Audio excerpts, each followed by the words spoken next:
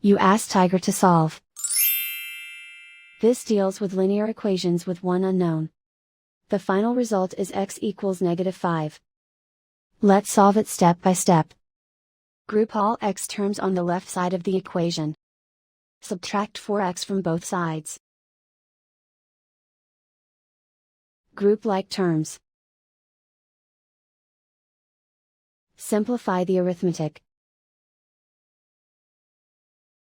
Group like terms. Simplify the arithmetic. Group all constants on the right side of the equation. Subtract 6 from both sides. Simplify the arithmetic.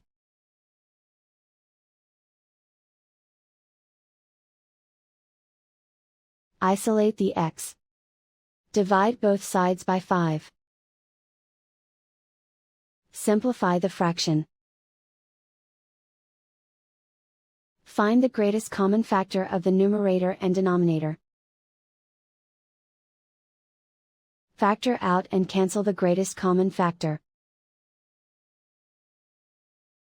And so the final result is x equals -5.